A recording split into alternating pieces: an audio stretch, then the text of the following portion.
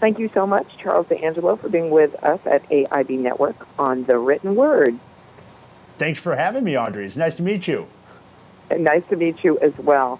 I'm so delighted that I got a chance to preview Inner Guru, the guide to mastering your health, wealth, and relationships from the inside out. Yes. How did you decide to write this book? You'd already written Think and Grow Thin, best-selling book. Why this one? Well, I found in almost 15 years of weight loss coaching, the very disciplines that I helped to transform other people's lives, losing 150, 200, 300 pounds sometimes, the disciplines that I used myself to lose 160 pounds as a teenager had direct applicability to mastering other issues, whether it be really creating or reigniting relationship, passion and juice and love, if it was creating a better financial picture for yourself, or if it was really getting deeper into reclaiming your health from your habits. So the disciplines that you can use in weight loss have such application in all these other areas. And I found when people were coming to my office, very rarely was the problem the food. People were using food to deal with emotional issues. And once we got the weight out of the way, it allowed for us to really work with what was the story, what was the narrative, what was the script that was keeping people stuck in a place they really didn't want to be in. And you talk so much about sort of reframing your life, creating a new story. Yes. And it's such a powerful message that you said that losing weight, it masks other issues. You're trying to fill a void, perhaps with that or other addiction. So many people, when they get a sense of some emptiness within themselves, they rush to fill it. And that void is important because that void tells you you have room to grow. But a lot of people misinterpret that void as there's something missing in my life. I'm not good enough. People don't like me. And they rush to do something to distract themselves from really growing into that space.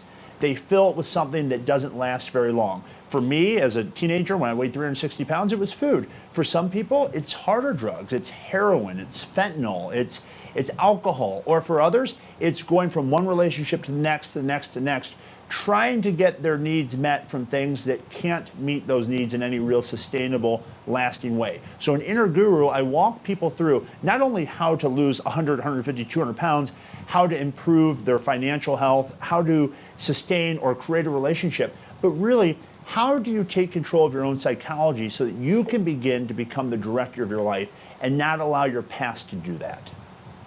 And so how do you do that? I don't necessarily need to give away the whole shop, but how do you get started? The first thing you have to ask yourself is, what do I really believe? You got to examine your belief system. For a lot of us, let's take it in the weight dimension, because right now there's almost 70% of the U.S. population who's overweight. A lot of people look at their weight, let's say they have 50, 80, 100 pounds to lose. Maybe in the past they've told themselves, I've tried, but they fall back in their old patterns and they find they regain the weight or even more. So they feel very disempowered. So they come up with this excuse or this story, well, I must have something wrong with me, or because my family's all overweight. They have this whole list of blame reasons of why they are the way they are. So you've got to exchange that list of why I am the way I am for what I'm going to do to get to where I must be. So you have to ask yourself, do you think it's possible for you?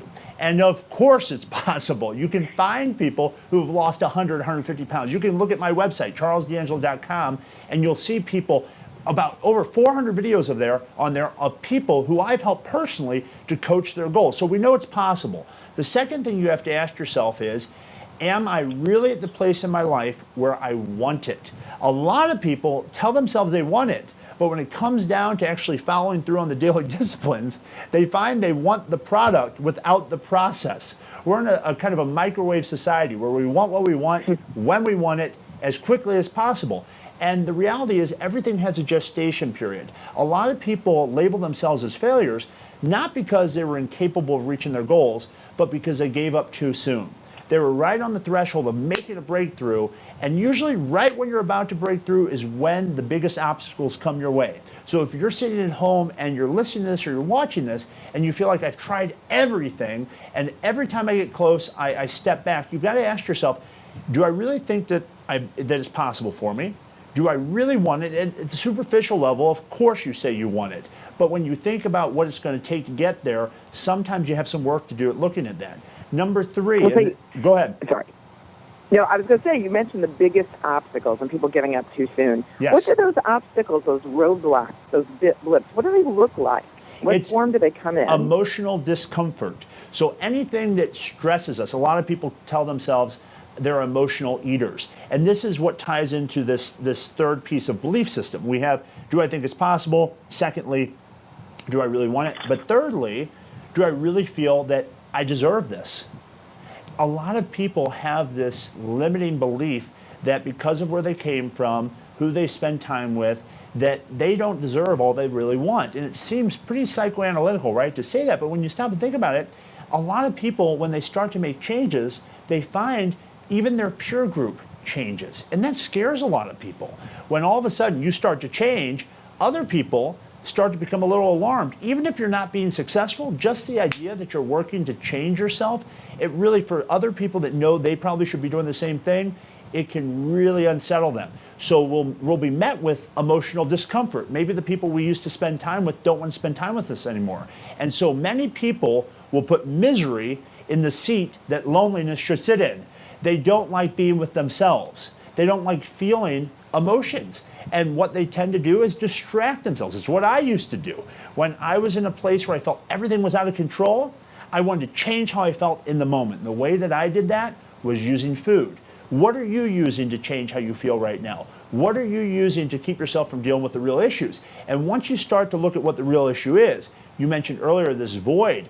Once you start to look at what am I really feeling called to do, when you stop letting your history define your present moment experience, you start thinking more about your future, and you actually start to design your future, you don't have so much anxiety about it. So many people have so much apprehension, so much worry, so much fear, because they haven't given much consideration to where they're headed. They haven't really thought about the direction they're moving. And when you stop and you pause and you ask yourself, by doing what I'm thinking of doing, eating that piece of cake, taking that drug, going from this relationship to another, am I just going to have to go through the same thing over and over and over again? Look at relationships. How many people we know have went through 4, 5, 6 different marriages, and they've married people with different names but the same issue?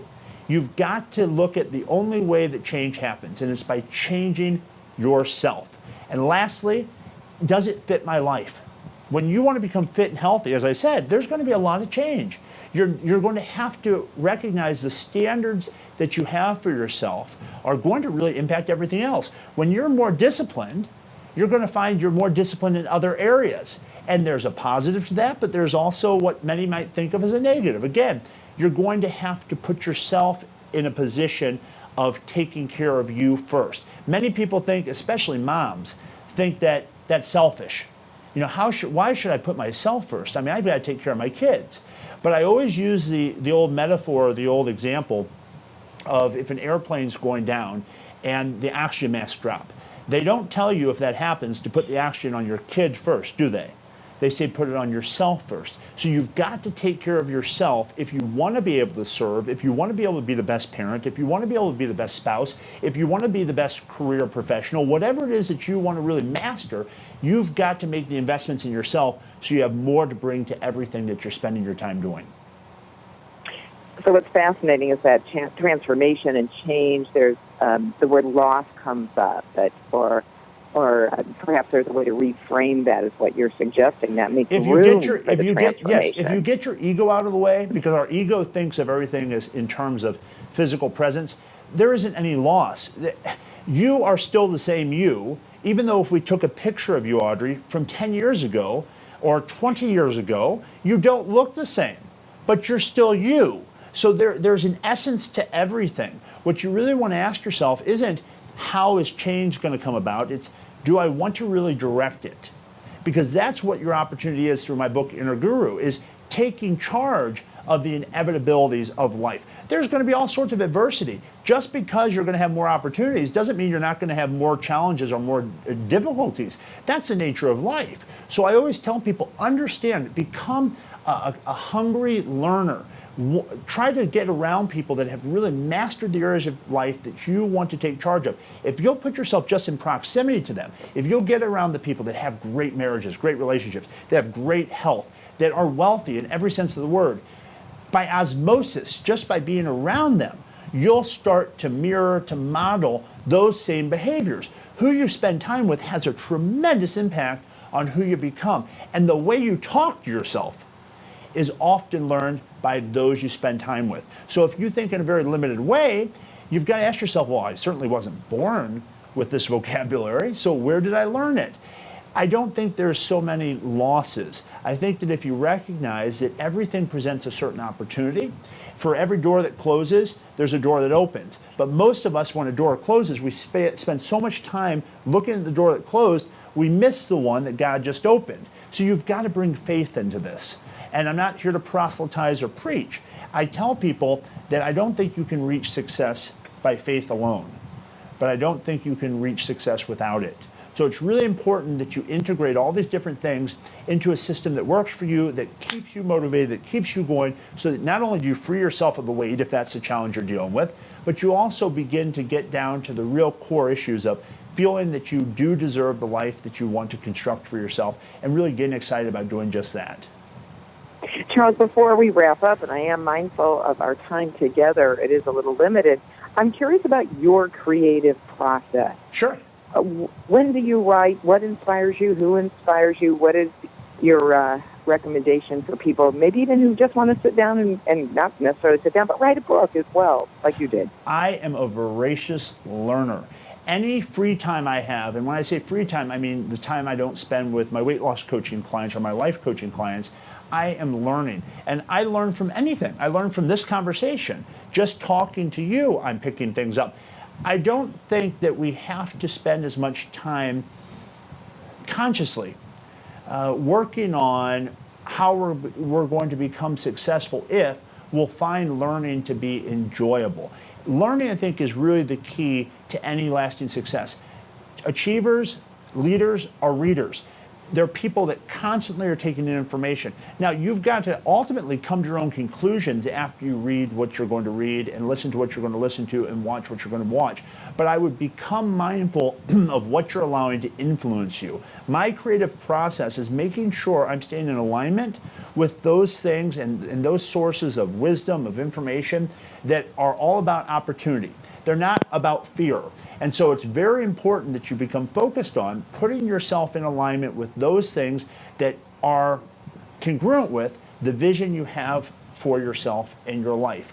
When I wrote Inner Guru, I see myself as a conduit, as something by which a greater force than me comes through me. I read those books that I've written, and I sometimes wonder where'd that all come from. So if you'll just make it the habit of dedicating and feeding your mind as often as you feed your body, and mind you, you should be feeding your body about every 3 hours, you'll find that inevitably you'll be learning, you'll be growing, you'll be improving. But don't rush the process. Again, so many people, you know, they're wanting to, in the vernacular of today, to become hustlers and all this stuff. And they're doing it at the expense of meaningful relationships. You go to restaurants and you see people that are sitting across from each other on their phone. Connection is a key to real, lasting love, growth, contribution. And in order to have that connection, you've got to know yourself. And you've got to get your ego out of the way. So I would put less focus in the creative process on the outcome and more on the purpose, wanting to contribute, wanting to bring something to the world or bring something through you into the world. I think if that becomes your focus in your creative process, you won't have to worry about it reaching a lot of people, touching a lot of people, and making a huge difference. That's always been my experience. I would put less focus on profit and a lot of focus on purpose. And with that recipe, I'm certain that you'll succeed. Well, I want to thank you so much. I have to say, Inner Guru seems to be one of those books where you don't have to start at the beginning. You can just open it up to any page, and there are nuggets of wisdom. Just the format itself is so user-friendly. You can, seems like one of those books you can have by your bed, in your office, in the bathroom, shall I say. Well, we get our inspiration, so like you said, anywhere. Well, thank you so much, and I am sure that yes, people can take little seeds of information from the book, but what really helps people make themselves successful is repetition. So you've got to make a practice of it. You know, what you read from that book today, you'll get something from it, but a year from now, read it again. And a year from then, read it again. Because the new life experiences that you bring to everything that you encounter has an impact on what you take from it. So I would say make reading, make learning, listening to audiobooks, going to the seminars, getting in front of and with the people that are like-minded, that are kindred spirits on the path to personal development and growth. If that becomes your ritual, your routine, you're inevitably going to find yourself in a place that you once only dreamt of. Charles D'Angelo, best-selling author, celebrity weight loss, and life coach. Thank you so much for talking to us about Inner Guru, your new book. So appreciated. It is my pleasure. And wishing you well from all of us at the AIB Network. Take care. Thank you, dear.